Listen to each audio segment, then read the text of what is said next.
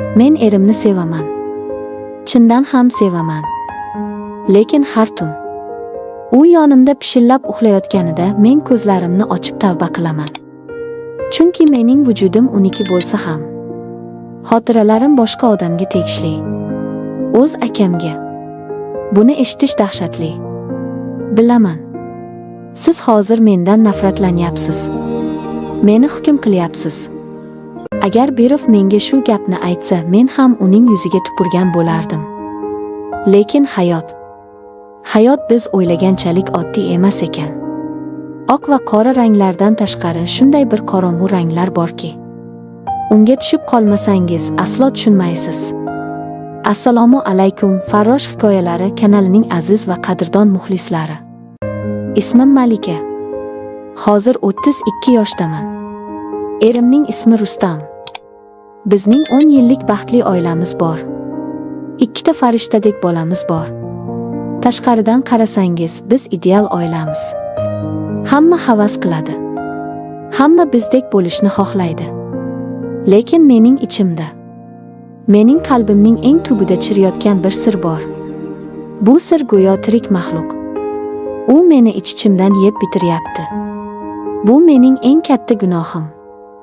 Va ayni paytda mening yagona haqiqiy telbalarcha muhabbatim. Akamning ismi Jasur. U mendan 5 yosh katta. Bizning o'rtamizdagi rishta hech qachon oddiy aka-singillik bo'lmagan. Ota-onamiz doim ishda, doim band edilar. Biz uyda doim ikkimiz qolardik. Jasur men uchun hamma narsa edi. Ham ota, ham ona, ham himoyachi, ham koinot. Esimda 7 yosh edim. Velosipeddan yiqilib tizzamni yorib oldim. Qon oqib ketdi. Men onamni chaqirib yig'lamadim. Men Jasurni chaqirdim. U yugurib keldi. Meni ko'tarib oldi. Yaramni yuvdi. Dori surtdi. O'shanda uning ko'zlaridagi xavotirni ko'rganman. U mening og'rig'imni o'zinikidek his qilardi. Kechalari momaqaldiroq gumburlaganda qo'rquvdan qaltirab uning xonasiga yugurardim. Uning karavotiga kirib, kichkina qo'llarim bilan unga yopishib olardim. U meni bag'riga bosardi. "Qo'rqma, Malikam. Men borman. Seni hech kim xafa qila olmaydi", derdi. Uning bo'ynidan keladigan o'sha bolalarcha atir-sovun hidi men uchun dunyodagi eng tinchlantiruvchi ifor edi. Uning bag'ri mening xavfsiz orolim edi. Biz birga ulg'aydik. Maktabda Berov menga qattiq gapirsa, Jasur o'sha zahoti paydo bo'lardi. U mening soyam edi. Men esa uning yorug'ligi. Mening hamma sirlarimni faqat u bilardi. Biz kechalari soatlab gaplashib o'tirardik. Ba'zan hech narsa haqida, ba'zan hamma narsa haqida. U mening ko'zimga qarab nima xohlayotganimni bilardi. So'zlarga hojat yo'q edi. Bizning qalbimiz bir xil ritmda urardi. Boshqalar uchun biz shunchaki inoq aka-singil edik. Lekin ich-ichimizdan bu qonqardoshlikdan ham chuqurroq g'alati bir bog'liqlik edi. O'smirlik davrim boshlandi. Yigitlar menga e'tibor bera boshladi. Lekin mening hech qaysi munosabatim uzoqqa cho'zilmasdi. Nega bilasizmi? Chunki men ularning har biridan Jasurni qidirardim. Ularning hech biri Jasurdek tushunmasdi. Hech biri Jasurdek qaramasdi. Hech biri u kabi himoya qila olmasdi. Va ularning hammasi mening ko'zimda mag'lub bo'lardi. Jasur ham qizlar bilan uchrashib yurdi. Lekin u ham hech kimga uylanmadi. Jiddiy qadam qo'ymadi. Uning hayotida qizlar paydo bo'lganda mening ichimda qandaydir ilon o'rmalardi. Men rashk qilardim. Dahshatli darajada rashk qilardim. O'zimcha buni singillik qizg'anishi deb o'ylardim. Lekin o'zimni aldayotgan ekanman. Bu mutlaqo boshqa narsa edi. Bu u faqat meniki degan yovvoyi egalik hissi edi. Keyin hayotimga Rustam kirib keldi. Rustam o'ta aqlli, bosiq, kelajagi porloq yigit edi. Ota-onam uni ko'kka ko'tarishdi. Tengini topding, deyishdi. U menga chiroyli so'zlar aytardi. Qimmat sovg'alar berardi. Meni malikalardek tutardi. Men uning taklifini qabul qildim. Chunki bu to'g'ri qaror edi. Hamma shuni kutayotgan edi. Jamiyat shuni talab qilardi. O'zimni ishontirdim. Baxtli bo'lish uchun shu yetarli. Sevgi keyin keladi, dedim. To'y taraddudi boshlandi. Liboslar, mehmonlar, restoran. Hamma narsa yugur-yugur. Hamma xursand. Lekin mening yuragimda qandaydir sovuq tosh yotardi. O'zimni qandaydir tuzoqqa tushayotgandek his qilardim. Shu davrda Jasur butunlay o'zgarib qoldi. U gapirishdan to'xtadi. Doim o'ychan, doim ma'yus. U menga chetdan, uzoq-uzoqdan tikilib turardi. Uning ko'zlarida shunday bir jonsirak og'riq bor ediki, buni ko'rib mening ham yuragim qon talardi. U men uchun xursandek ko'rinishga urinar, lekin bu shunchalik soxta ediki. To'y yaqinlashgan sari mening nafasim bo'g'ilardi. Men hayotimdagi eng muhim insonni, Jasurni abadiy yo'qotayotganimni anglab yetardim. Endi hech narsa oldingidek bo'lmaydi. Endi men birovning xotini bo'laman. Bu o'y meni aqldan ozdiray derdi. Lekin orqaga yo'l yo'q edi. Karta tashlab bo'lingandi. To'yimdan 3 kun oldin biz butun oila bilan tog'dagi dala hovlimizga bordik. Bu bizning eski an'anamiz edi. To'ydan oldingi so'nggi oilaviy dam olish. Kechgacha shovqin-suron, o'yin-kulgi bo'ldi. Hamma charchadi. Tunda hamma xonalarga tarqalib uyquga ketdi. Faqat men va Jasur qoldik. Tashqarida sekin yomg'ir tomchilay boshladi. Biz ochiq ayvonda eski yog'och kursilarda yonma-yon o'tirardik. Hamma yoq jimjit. Faqat yomg'irning tomga urilishi va uzoqdan chigirtkalar ovozi. Havo salqin, nam tuproq hidi kelardi. Biz uzoq vaqt indamay o'tirdik. Sukut shu qadar og'ir ediki, qulog'imni kar qilay derdi. Nihoyat u sukutni buzdi. Ovozida g'alati, sinik bir titroq bor edi. Rustam, u seni baxtli qila oladimi, Malika, dedi u. Ko'zimga qaramadi. Qorong'ulikka tikilib turardi. Men yutindim. Tomog'imga bir narsa tiqilib qoldi. Ha, u yaxshi inson. Hamma yaxshi bo'ladi, dedim duduqlanib. Lekin ovozim o'zimga ham shunchalar yolg'on, shunchalar zaif eshitildiki. Shunda u menga burildi. Ayvonning xira chirog'ida uning yuzini ko'rdim. Uning ko'zlarida yosh aylanardi. Mening kuchli, yengilmas, mag'rur akam yig'layotgan edi. Men sensiz nima qilaman, deb pichirladi u. Uning ovozi yig'iga aylanib ketdi. Sen mening hayotimdagi yagona ma'nosan, Malika. Seni birovga berib yuborish, go'yo o'z yuragimni sug'urib berishdek gap. Men bu uyda sensiz qanday nafas olaman? Bu so'zlar mening vujudimni poroxdek portlatib yubordi. Men o'zimni ushlab turolmadim. Barcha niqoblar, barcha yolg'onlar, to'y haqidagi o'ylar parcha-parcha bo'lib to'kildi. Men ho'ngrab yig'lab yubordim. Yuzimni qo'llarim bilan to'sib faryod qildim. Chunki men ham xuddi shunday ezilayotgan edim. U darhol o'rnidan turdi. Tizzalari bilan mening oldimga cho'kdi. Issiq qaltirayotgan qo'llari bilan yuzimni yopgan kaftlarimni sekin tortib oldi. U mening ko'z yoshlarimni o'z barmoqlari bilan artdi. Uning barmoqlari shunchalar issiq, shunchalar tanish edi. Lekin bu safar bu teginishda mutlaqo boshqacha, qandaydir elektr toki bor edi. U mening yuzimni hovuchladi. Nafasi yuzimga urilardi. U peshonamdan uzoq, juda uzoq o'pdi. So'ng sekin pastga tushdi. Ko'zlarimdan, yonoqlarimdan o'pdi. Men qarshilik qilmadim. Harakatlanishga madorim yo'q edi. Vujudim xuddi sehrlangandek qotib qolgandi. Miyamning eng uzoq burchagida bir ovoz, bu gunoh. Bu sening akang, deb baqirardi. Lekin yuragim o'z qafasini yorib chiqishga tayyor edi. Bu xuddi yillar davomida sahroda suvsiz qolib, nihoyat buloqqa yetib kelganga o'xshardi. Uning lablari mening lablarimga tegdi. Bu hayotimdagi birinchi bo'sa emasdi. Lekin bu mening birinchi haqiqiy bo'sam edi. Bu shunchaki hayvoniy ehtiros emasdi. Yo'q. Bu bo'lsada 20 yillik aytilmagan so'zlar, yashirilgan sog'inch, fojia, vidolashuv va qonli ko'z yoshlar mujassam edi. Bu butun umrlik yolg'izlikning portlashi edi.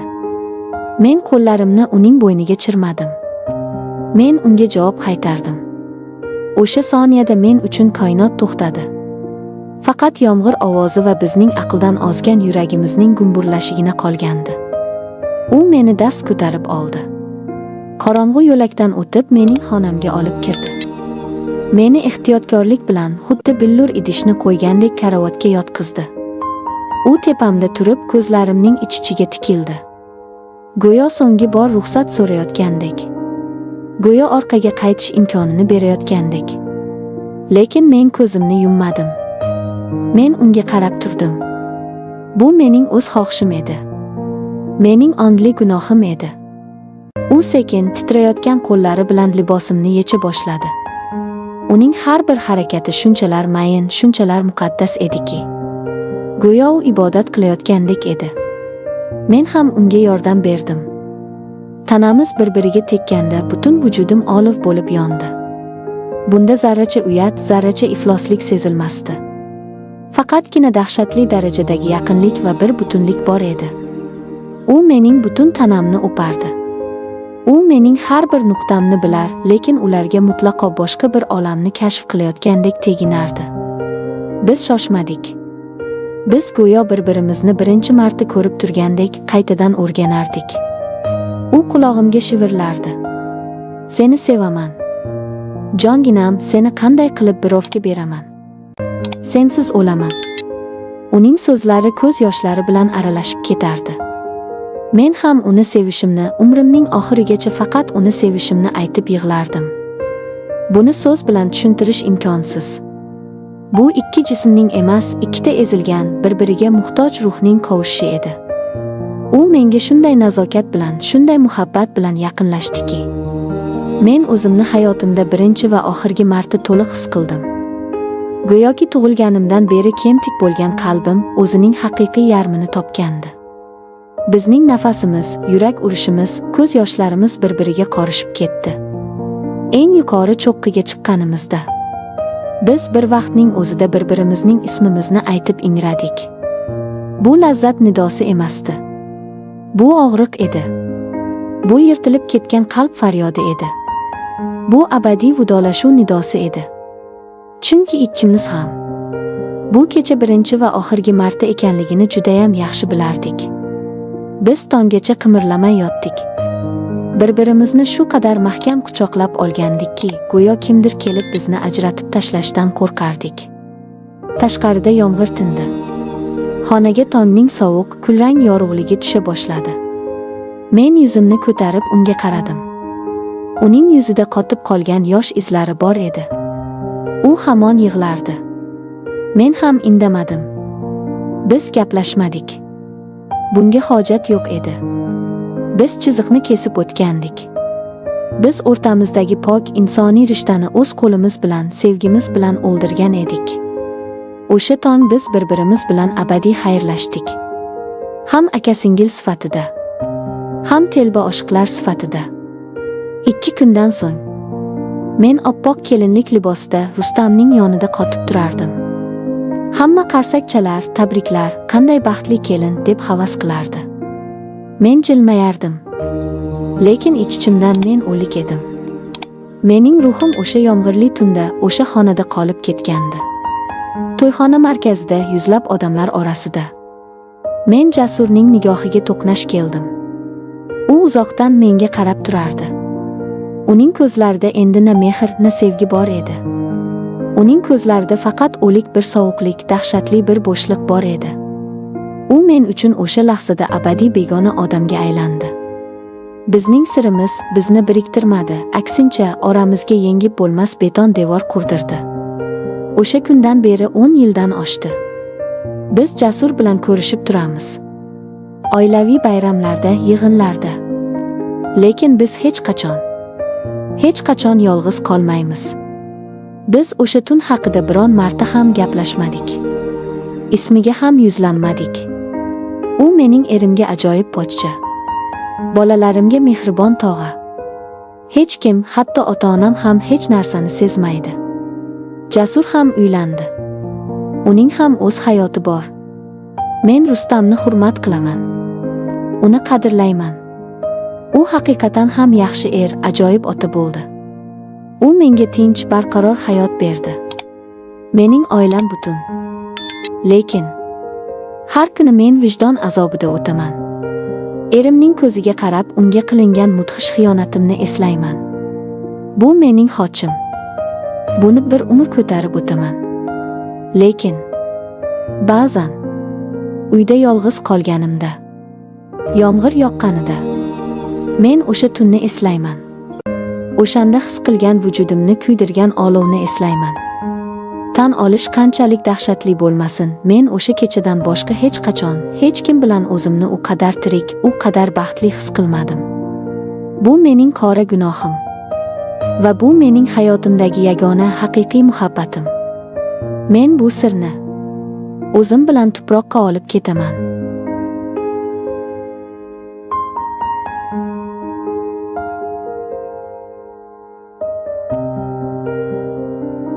Ayol kishining yarasi uning qalbida yillab yashirin yotadi. Toki kimdir o'sha yaraga mehribon qo'llarini tekkizmagunicha. Men o'z halol erimdan ko'rmagan mehrni bu xonadonda mutlaqo kutilmagan insondan topdim. Uni rad etishga urindim. Vijdonim qiynaldi. Lekin tashlandiq holga kelgan vujudim va qalbim o'sha yashirin, taqiqlangan haroratga taslim bo'ldi. Hozir aytib beradigan sirimni ehtimol ko'pchiligingiz qoralarsiz. Lekin yolg'iz ayolning olovi qanday kuydirishini faqat men bilaman.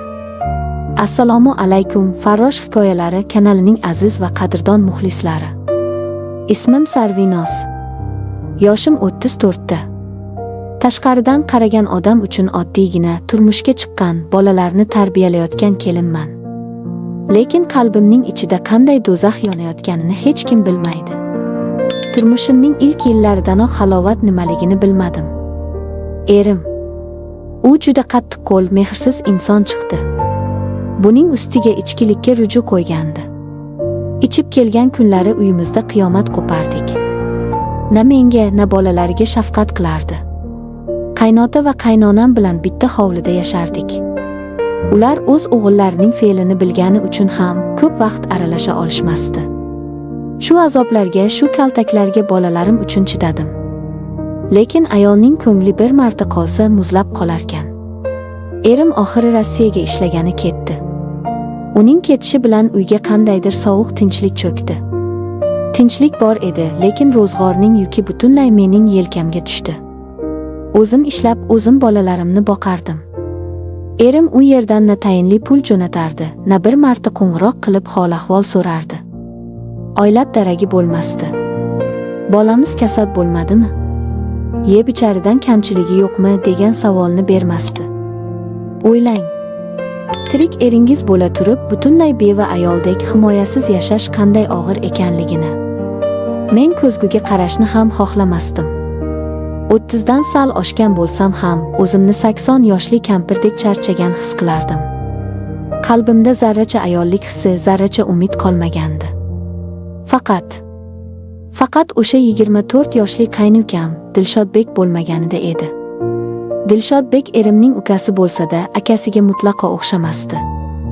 Hali uylanmagan, ochiq ko'ngil, tabiatan juda shirin so'z yigit edi. U xuddi qaynonamga o'xshab mehribon edi. Erimdan farqli o'laroq u uyda mening eng katta yordamchimga aylandi. Hovlidagi og'ir ishlarni qilar, bozor-o'charga qarashar, bolalarimni ham o'z bolasidek erkalatardi. Ba'zan ishdan charchab kelganimda, "Kelinoyi, charchamadingizmi? O'tiring, choy damlab beraman" deb shunday muloyim gapirardiki. Bu oddiy insoniy mehr mening toshdek qotib qolgan yuragimni teshishni boshlagandi. Ta'riflashga tilim ojiz. U shunchalar g'amxo'r ediki. Bir kuni shunday voqea bo'ldi. Erimning boshqa davlatda kim bilandir yashab yurgani haqidagi mishmishlarni qulog'im chala eshitib qolgandi. Ammo bunga ishonishni xohlamagandim.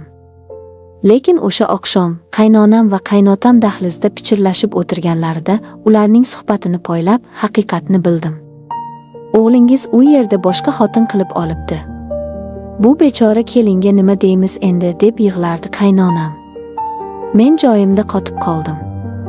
Boshimga xuddi qaynoq suv to'kilgandek bo'ldi. Men bu xonadonga uning nomusiga sadoqat saqlab yillab yeyishimdan tejab bolalarni boqsam-u, u menga shunday xiyonat qilsa. Men yugurib orqa hovliga, qorong'u omborxonaga kirdimda, yuzimni kaftlarim bilan to'sib, ho'ngrab yig'lab yubordim. Butun alamimni, butun xo'rligimni yosh bilan chiqarmoqchi edim. Shu payt eshik sekin ochildi. Qorong'ida Dilshodbekning qomati ko'rindi. U meni yig'layotganimni ko'rib shoshib yonimga keldi. "Kelinoyi, nima bo'ldi? Nega yig'layapsiz?" dedi u xavotir bilan. Men yuzimni o'girishga urindim. "Ha, hech narsa. Dilshodbek, shunchaki charchadim," dedim burnimni tortib. Lekin u ketmadi. U yonimga eski xarakka o'tirdi va kutilmaganda mening titrayotgan yelkamdan ohista quchoqlab o'ziga tortdi.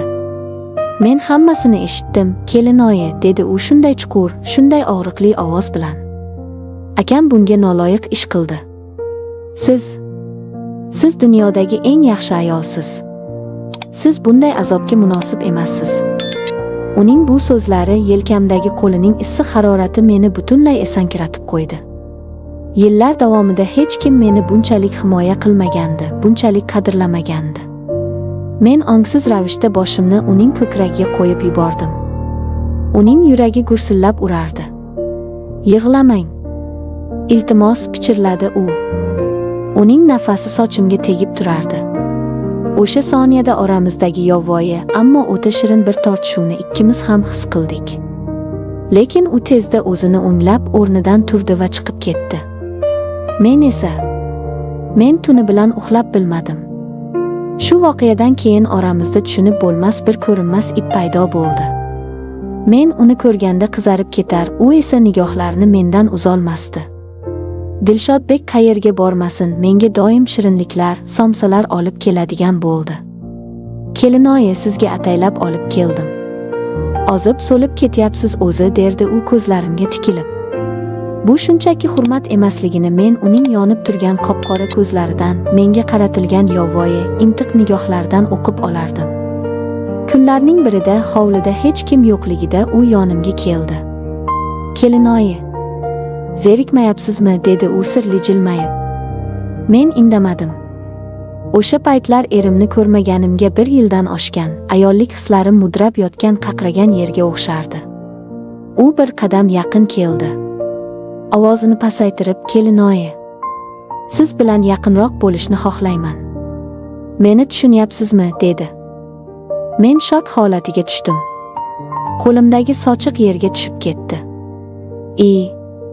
Nima deganingiz bu, Dilshodbek?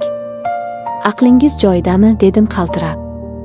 Lekin ishonasizmi, ich-ichimdan bu menga yoqib ketgandi. Ayollik g'ururim toptalib yotgan paytda yosh, baquvvat yigitning meni shunday istashi mudroq ehtiroslarimni uyg'otib yuborgandi.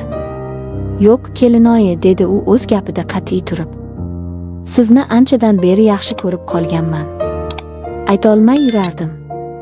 Siz qiynalyapsiz, men buni ko'rib azoblanyapman.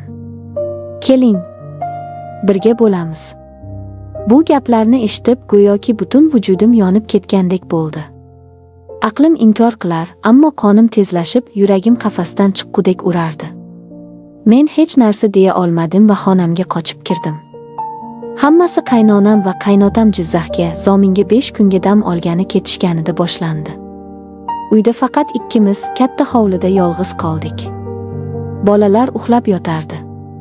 Kechqurun hovlini supurib ishlarimni tugatayotgandim. Tashqarida oy yorug'i. Sokinlik. Kutilmaganda Dilshodbek orqamdan keldi-yu, qattiq quchoqlab oldi. Uning baquvvat qo'llari belimdan siqib, nafasini bo'ynimda his qildim. "Kelinoyi, menga 1 kunlik vaqtingizni bering. Sizga shunday mehr berayki, butun azoblaringizni unutasiz," deb pichirladi u. So'ng sekin bo'ynimdan, yuzimdan o'pdi. Men harakat qilish tugul, nafas olishga ham qiynalardim. Uning yigitlik ifori, issiq harorati mening butunlay muzlab yotgan tanamni eritib yubordi. Axir 1 yildan beri erkak kishining mehrini umuman ko'rmagandim. Men qo'llarimni uning sochlariga olib bordim va ixtiyorimni butunlay unga topshirdim. U meni ko'tarib xonaga olib kirdi. "Nima qilyapsiz, Dilshodbek?" dedim ohista pichirlab, aslida hech qanday e'tiroz bildira olmasdim. "Hozir ko'rasiz. Men sizga qanchalik go'zal ayol ekanligingizni ko'rsataman", dedi u ehtiros bilan. O'sha tunda biz hamma chegaralarni buzdik. Uning mehri shunchalar yovvoyi, shunchalar qaynoq ediki, men o'zimni 7-osmonga uchgandek tasavvur qildim. Erimning sovuq, qo'pol munosabatidan keyin bu yigitning ehtiyotkorona, butun vujudi bilan intilishi meni aqldan ozdirayotgandi. O'sha oqshom men hamma narsani unutdim, jamiyatni ham, gunohni ham, erimni ham. Biz o'sha dam olish kunlarida xuddi haqiqiy er-xotindek yashadik. U menga shunday shirin tuyg'ularni tortiq qildiki, men bu yashirin baxtga o'rganib qoldim. Qaynonam va qaynotam dam olishdan qaytib kelishdi. Hovli yana gavjum bo'ldi. Lekin biz endi avvalgi odamlar emasdik. Biz katta, yashirin bir sirning sheriklariga aylangandik. Men kunduzi hammadek yuzi yorug', oddiy kelindek yurar, Dilshodbek ham menga begonalardek muomala qilardi. Ammo ko'zlarimiz uchrashganda oramizdagi olov chaqnab ketardi. Biz o'zimizga xos sirli ishora o'ylab topdik. Kechalari hamma shirin uyquga ketganida, qariyalar tortib yotganida, men tashqariga suv ichish bahonasida bir marta chiqib kirardim. Bu mening tayyorman degan ishoram edi. Dilshodbek buni derazadan ko'rib turar va birozdan so'ng sekin, ohista qadamlar bilan xonamning eshigini ochardi. Biz tuni bilan sokin pichirlashib, bir-birimizning og'ushimizda yashirincha baxtdan mast bo'lardik. Tong otguncha men uni bag'rimdan qo'yib yuborgim kelmasdi. U ham sizsiz yashay olmayman deb takrorlashdan charchamasdi. Bu hayot shu qadar xavfli, qaltis ediki, birgina xato ovozimiz hammamizni sharmanda qilishi mumkin edi. Lekin ayni shu xavf ehtiroslarimizni 10 chandon oshirib yuborardi. Erimdan ko'rmagan butun mehrni, ayollik baxtini men shu yosh qaynukamning qaynoq quchog'idan oldim. Men o'zimni shunday kerakli, shunday jozibador his qilardimki, uyqum kelmasida ko'zlarim porlab turardi. Lekin hech qanday yashirin narsa abadiy qolmas ekan. Bir necha oydan so'ng vujudimda g'alati o'zgarishlarni his qila boshladim. Ko'nglim aynib tez charchaydigan bo'lib qoldim. Ha, ishonchingiz komil bo'lsin. Men homilador bo'lib qolgan edim. Qaynukamdan. Erim hali kelmagan. Qaynonamlar hech narsadan bexabar. Ichimdagi murg'ak jon esa kundan kunga o'sib bormoqda. Men qanday chora topishni, bu sirni qanday yashirishni bilmayman. Dilshodbek, u ham gangib qolgan. Biz sevgi deb o'ylagan bu shirin gunohimiz endi katta bir portlash arafasida turibdi. Men o'z jazoimni kutib yashayapman.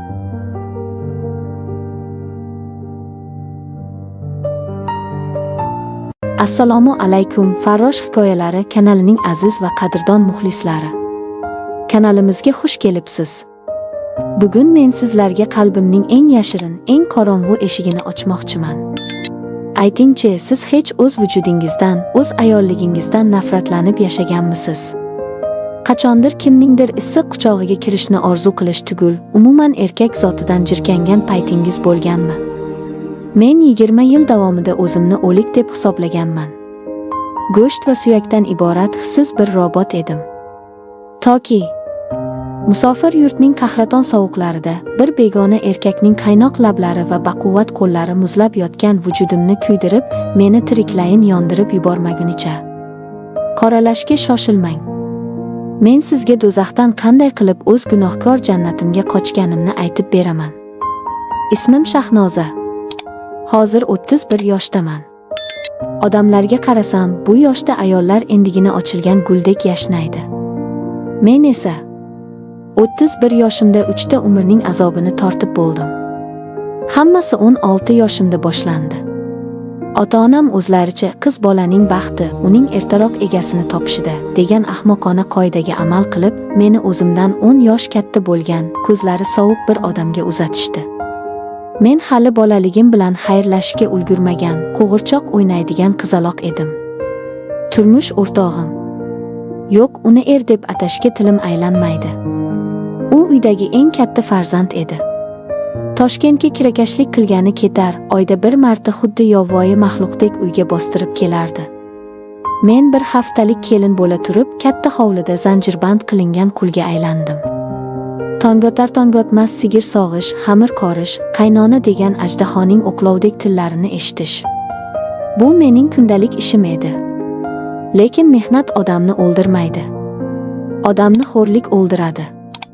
Erim ishdan kelgan tunlar. U tunlar men uchun haqiqiy jazo edi. U xonaga kirishi bilan ter va tamaki isiga qorishgan sovuq nafasi yuzimga urilardi.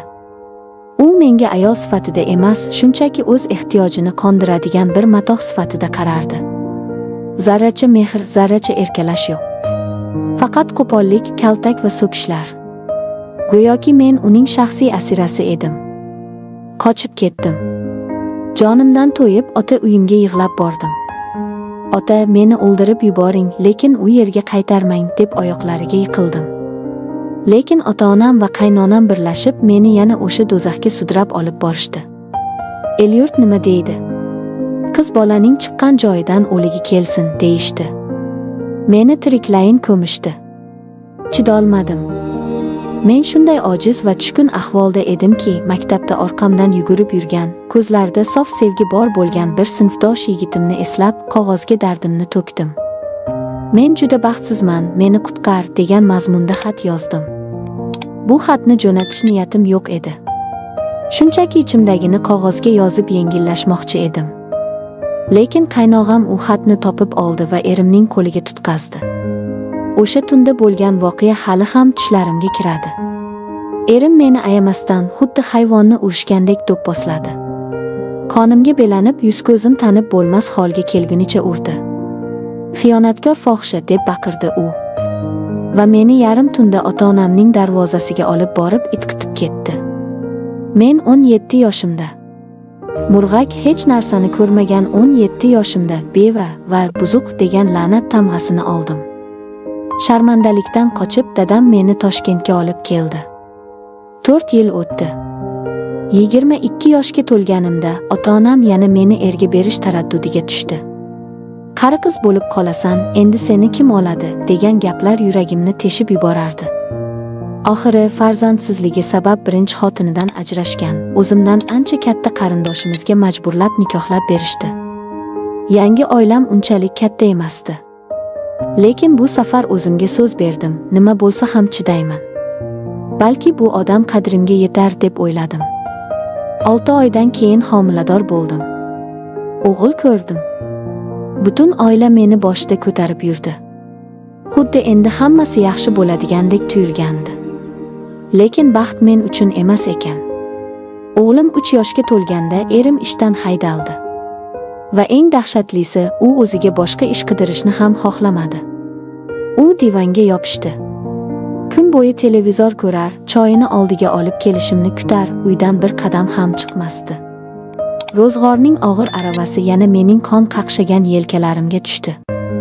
Jon hovuchlab, qarz qavola qilib bozorga chiqdim. Qo'qondan mol qatnay boshladim. Qishning qahratoni, yozning jiziramasida qop-qop yuklarni o'zim orqalab tashidim. Savdom yurishdi. Yangi bozordan joy oldim. Qo'limga pul tusha boshladi.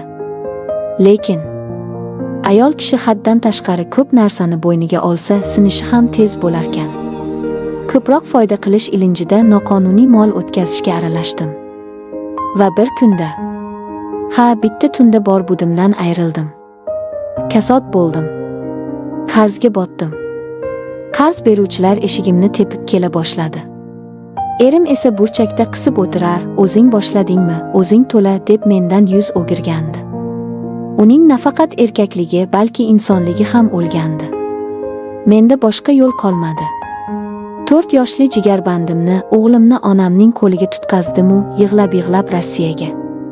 Tog'amning oldiga ishga jo'nadim. Men endi ayol emas, shunchaki qarz to'laydigan mashina edim. Rossiya. Qahraton sovuq. Muzlagan zavod devorlari orasida kuniga 14 soatlab ishlar edim. Qo'llarim sovuqdan qavarib, qonab ketardi. Kechalari mitti xonada yolg'iz yig'lab chiqardim. Erim. U yaramas erim menga faqat pul so'rab telefon qilardi. Malika, pul jo'natdingmi? Akamning to'yiga qarz qilishim kerak derdi. Zarracha bo'lsa ham, qandaysan? Charchamadingmi demasdi. 1 yilda qarzimni yarmini to'ladim. 2-yili umuman qutuldim. 3-yili o'g'limning 7 yoshlik to'yiga yetadigan pul yig'dim. Va o'shanda unga aytdim, bo'ldi. Men charchadim. Men ajrashaman. U nima dedi deng? Mayli, ketaver. Uning uchun men shunchaki bankomat edim. Meni butunlay qadrim yo'q edi. Va ana shunday. Butunlay umidsiz, qalbida zarracha ham muhabbat qolmagan, hayotdan to'ygan bir paytimda o'sha voqea yuz berdi. O'sha mudhish, ammo hayotimni ost-ust qilib yuborgan mo'jiza. Qishki oqshom edi. Zavoddan kech chiqdim. Qor bo'ron bo'layotgandi. Avtobus bekatida qaltirab sumkamni yerdan ko'tarishga holim qolmay turardim. To'satdan orqamdan kimdir kelib qo'limdagi og'ir sumkani tortib oldi. Cho'chib o'girildim. Bo'ylari baland, egniga qora qalin palto kiygan, ko'zlari shunday o'tkir va qop-qora bir yigit qarshimda turardi. Yordam berib yuboraman, dedi u o'zbekcha qilib. Uning ovozi shunday qalin, shunday yoqimli ediki, butun badanim jimirlab ketdi. Rahmat. O'zim, dedim duduqlanib. U menga shunday bir qaradiki. Ishoning, 15 yil ichida hech bir erkak menga bunday qaramagandi. Uning nigohida yechinish, hirs emas, himoya, hayrat va erkakcha bir g'urur bor edi. Mening ismim Sanjar, dedi u ko'zlarimning eng tubiga tikilib. Sizdek nozik ayol bu qahratonda bunday og'ir yuk ko'tarishi jinoyat-ku. Shu kundan boshlab Sanjar mening hayotimga bostirib kirdi. U har kuni zavoddan chiqishimni kutar, meni issiq mashinasida yotoqxonamgacha eltib qo'yardi. Men uni o'zimdan uzoqlashtirishga urindim. Mening bolam bor, men oila ko'rgan, yuzi shud ayolman deb yig'lardim. U esa jimgina eshitar, o'zining baquvvat barmoqlari bilan ko'z yoshlarimni artardi. Sen shunchaki qadringni bilmagan ko'rko'rfazlar qo'lida bo'lgansan. Sen dunyodagi eng chiroyli, eng ehtirosli ayolsan, derdi u shivirlab. Bir kuni dekabrning eng sovuq tunlaridan birida yotoqxonada yolg'iz edim. Chiroqlar o'chib qolgan, xona muzdek edi. Eshik taqilladi. Sanjar edi. Uning qo'lida issiq qahva va qandaydir shirinliklar. U xonaga kirdi. Qorong'ida faqat ko'cha chirog'ining yorug'ida uning ko'zlari yonib turardi. U qo'limdagi qahvani sekin chetga olib qo'ydi-da, menga yaqinlashdi. Nafasim ichimga tushib ketdi. Yillar davomida kaltak yeb, sovuq gaplar eshitib muzlab qolgan vujudim uning birgina qarashidan olov bo'lib yonishni boshlagandi.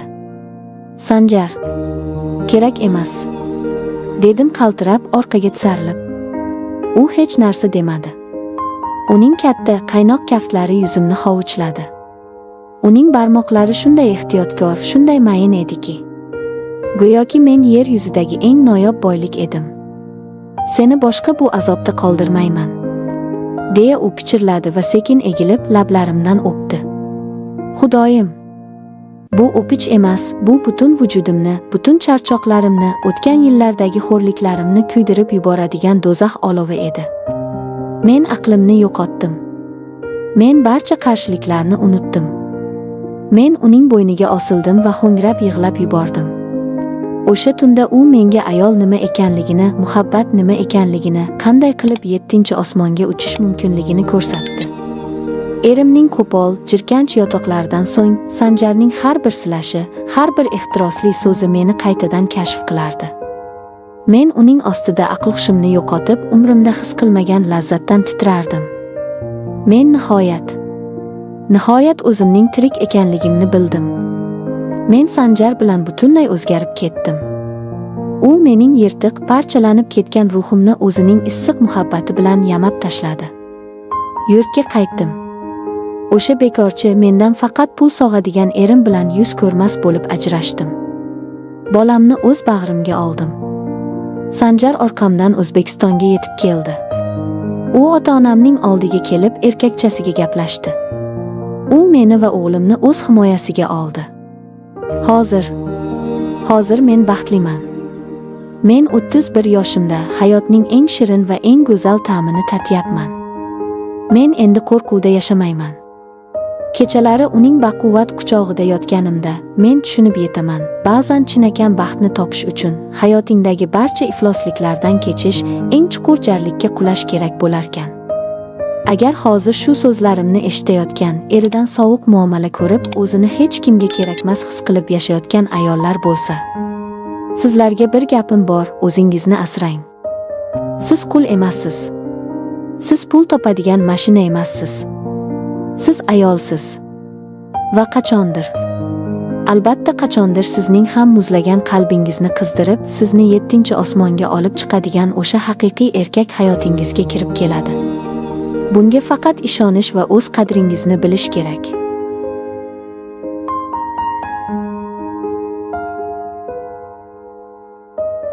Hech qachon o'zingizni qattiq hukm qilmang. Toki butunlay yolg'izlikda muzlab qolgan vujudingizga kutilmaganda taqiqlangan olov tegmagunicha. Men o'z qonqardosh opamning baxtini o'g'irladim. Ha, to'g'ri eshitdingiz. Men xiyonatkorman. Lekin mening fojiam shundaki, bu gunoh ko'zlarimni ko'r qilib menga yillar davomida unutganim ayol ekanligimni eslatdi.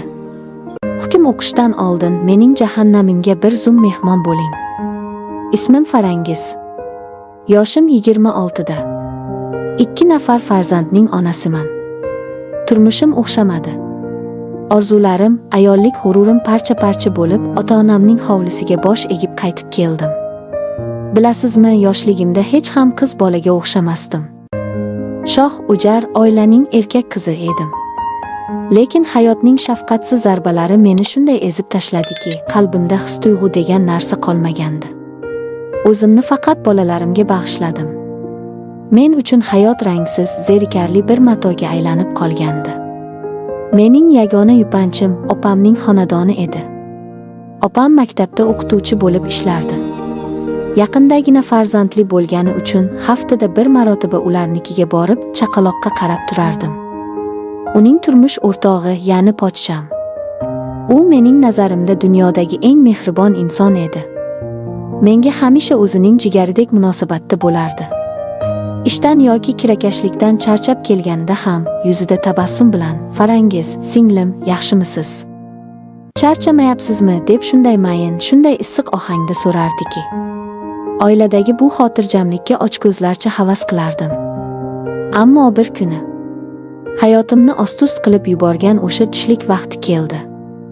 Opam ishda, men esa oshxonada pochchamga ovqat tayyorlayotgan edim.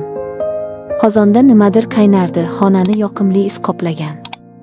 Tashqarida esa jimjitlik. Pochcham kirib keldida, menga ovqat suzib bering, ishga ketishim kerak, dedi odatdagi muloyimligi bilan. Men o'choq boshiga qarab o'girildim. Shu payt kutilmaganda orqamdan kimsaning issiq, og'ir nafasini his qildim. Vujudim tok urgandek qotib qoldi. O'girilishga ulgurmasimdan uning baquvvat qo'llari belimdan sekin, lekin shunday qattiq quchoqlab oldiki, qo'limdagi narsam tushib ketayozdi. Yuragim qafasiga sig'may qoldi. "Iya, nima qilyapsiz?" pochcha deb yubordim. Ovozimdagi qo'rquv va titroqni o'zim ham eshitib turardim. Axir opamning qutilganiga endigina bir oy bo'lgan edi. Nimalar bo'lyapti? Uning yuzi bo'ynimga yaqinlashdi. Pishqirgan, ehtirosdan yonayotgan ovozi qulog'im ostida pichirladi. "Opangizning homiladorlik paytidan beri qiynalib ketdim, Farangiz. Menga bir marta imkon berasizmi?" Bu so'zlar meni shok holatiga tushirdi. Ko'zlarimdan duvillab yosh quyildi. Vujudim titrardi. "Pochcha, nimalar deyapsiz? Jinni bo'ldingizmi? Opam bilsa ikkalamizni ham o'ldiradi-ku" deb o'zimni yulqib olishga urindim. Lekin u meni qo'yib yubormadi. Menga yanada qattiqroq yopishdi. Yo'q, qo'rqmang, jonim. Hammasi sir bo'ladi. Men sizni anchadan beri istayman, anchadan beri ko'z uzolmayman, dedi u. O'sha lahzada ichimda qandaydir dahshatli narsa sinib ketdi. Miyam inkor qilardi, qichqirardi, lekib tanam. Mening 2 yil davomida mehrsiz, e'tiborsiz, muzlab yotgan ayollik vujudim bu issiq haroratga, bu baquvvat quchoqqa taslim bo'la boshlagandi. Erkak kishining hidini, uning ehtirosli pichirlashini sog'inganimni o'zim ham bilmagan ekanman. Yillar davomida uxlab yotgan ehtiroslarim vulqondek uyg'ondi. Yo'q, qilmang, qo'rqaman degan so'zlarim lablarimdan chiqsa-da, ular himoyadan ko'ra ko'proq rozilikka o'xshab qolgandi. U sekin yuzimga qaradi. Ko'zlaridagi o'sha yovvoyi, ochko'z olov meni butunlay asir qildi. Shu oshxonaning o'zida taqiqlangan mevaning birinchi qultumini totdik. Biz qanchalik gunohga botgan bo'lsak, o'sha lahza men uchun shunchalik rohat baxsh edi. Ayni shu yovvoyi lahzalarning o'rtasida edik. To'satdan tashqaridan eshik qulfining shaqirlagan ovozi keldi. Opam. U ishdan erta qaytgan ekan. Nafasim ichimga tushib ketdi. Yuragim to'xtab qolgandek bo'ldi. Lekin pochcham shu qadar sovuqqon, shu qadar tez o'zini o'nglab oldiki, uning aktyorligidan dahshatga tushdim. Kiyimlarini to'g'rilab nariga o'tdi-da, "Pochchamiz, menga ovqat suzib bering, ishga kech qolyapman", deb baland, jiddiy ovozda qichqirdi. Men qaltirayotgan qo'llarim bilan ovqatga yopishdim. Opam oshxonaga kirib keldi. Yuzida tabassum. "Yaxshi o'tiribsizlarmi?" dedi u mehribonlik bilan. Mening yuzim olovdek yonar, oyoqlarim daltirardi. "Ha, opa. Ovqat tayyorlayotgandim", dedim yerga qarab. Vijdonim qiynog'idan yer yorilmadi-yu, yerga kirmadim. Ular ovqatlanishdi, men esa qanday qilib uyga yetib olganimni bilmayman. O'sha tunda xonamda yotarkanman, faqat bitta narsa, uning quchog'idagi o'sha harorat haqida o'ylardim. Yarim kechasi. Telefonim jiringladi. Ekranda u. "Farangiz, uyingizni oldidaman. Chiqasizmi? Sizga atalgan syurprizim bor", dedi u o'ktam, sirli ovozda. Aqlim chiqmay derdi, lekin tanam qachondir ostonani xatlab bo'lgandi. Mashinasiga o'tirdim. Qorong'uda uning yuzi ko'rinmas, lekin qandaydir xushbo'y atir va guldasta isi anqib turardi. U menga bir dasta gul uzatdi. Gul mening jonu dilim ekanini bilardi. O'sha oddiygina e'tibor qalbimdagi barcha qarshiliklarni chilparchin qildi. "Uydagilar bilsa yomon bo'ladi", deb e'tiroz bildirdim zo'rg'a. "Tez qaytamiz, hech kim bilmaydi", dedi u va mashina joyidan qo'zg'aldi. Biz shahardan chetroqdagi bir mehmonxonaga keldik. U barchasini oldindan tayyorlab qo'ygan ekan. Xonaga kirdik. Eshik yopilishi bilan dunyodagi hamma muammolar, hamma gunohlar ostonada qolib ketgandek bo'ldi. U hamma narsani shunday nafis, shunday ehtiros bilan qildiki, men yillar davomida unutgan ayollik jozibamni, o'zimning qanchalik go'zal ekanligimni qayta his qildim. O'sha kecha 1 soat davomida biz go'yoki koinotdan uzilib qolgandik. Men opamni ham, oilamni ham unutdim. "Sizni yaxshi ko'raman. Endi har doim shu yerga kelamiz", deb pichirladi u. Men esa rozi bo'ldim. Men uni chindan ham telbalarcha sevib qolgandim. Mana shundan beri yillar o'tdi. Bu yashirin, taqiqlangan munosabatlarimiz hamon davom etib kelyapti. Xohlagan vaqtimizda ko'rishamiz. Lekin bu baxtning badali juda ham og'ir bo'ldi. 2 marotaba. Ha, 2 marotaba homilador bo'ldim. Bu bizning gunohli muhabbatimizning mevasi edi. Lekin sirimiz fosh bo'lmasligi uchun ularni oldirib tashlashga majbur bo'ldim. Klinika ostonasida qoldirgan ko'z yoshlarimni, o'zimga o'qigan la'natlarimni faqat o'zim va Yaratgan biladi. Opam hamon hech narsani bilmaydi. U bizga ishonib yashamoqda. Men go'yoki 2 xil hayot kechiryapman. Biri odamlar ko'zidagi baxtsiz, ajrashgan, sokin ayol. Ikkinchisi esa pochchasining bag'rida ehtirosdan yonayotgan, o'z ayolligini qaytarib olgan mashqa. Men bilaman, bu qoralanadigan yo'l. Lekin eri yo'q ayolning dardi, tunda yostiqni quchoqlab yig'lash azobi nimaligini boshidan o'tkazmaganlar meni tushunmaydi. Mening real hayotim shu. Siz xohlasangiz nafratlaning, xohlasangiz achining. Lekin men hech ham bo'lmasa shu o'g'irlangan, taqiqlangan harorat ichida o'zimni tirikdek his qilyapman.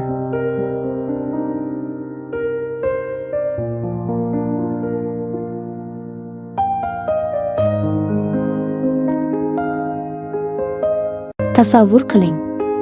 17 yoshingizda, qo'g'irchoq o'ynaydigan paytingizda oq ko'ylak kiygizib, sizdan 10 yosh katta, mutlaqo begona odamning to'shagiga itqitib yuborishsa, siz jismingizni emas, ruhingizni qanday asrab qolasiz? Men asray olmadim. 10 yildan ortiq vaqt davomida men ayol emas, shunchaki buyum, qul bo'lib yashadim. Lekin hayotimdagi eng mudhish qorong'ulik ichida, musofir yurtning qahraton sovuqlarida bir juft issiq ko'zlar qotib qolgan yuragimni olovdek yoqib yuborishini bilganimda edi, bu azoblarga rozi bo'lib kulib chidagan bo'lardim. Qoralashdan oldin mening jahannamimga va jannatimga birrov mehmon bo'ling. Assalomu alaykum, Farrosh hikoyalari kanalining aziz va qadrdon muxlislari. Ismim Malika. Hozir 31 yoshdaman. Odamlarga qarasam, bu yoshda endigina hayotning ta'mini tatiyotganini ko'raman.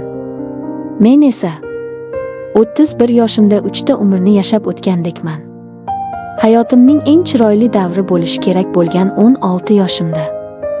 Hali maktab partasidan turmasimdan ota-onam meni o'zimdan 10 yosh katta odamga berib yuborishdi. Oila zo'r, joyingni topasan, deyishdi. Lekin men u yerda o'z joyimni emas, o'z mozorimni topgandim. Turmush o'rtog'im. Yo'q, uni bunday deb atash qiyin.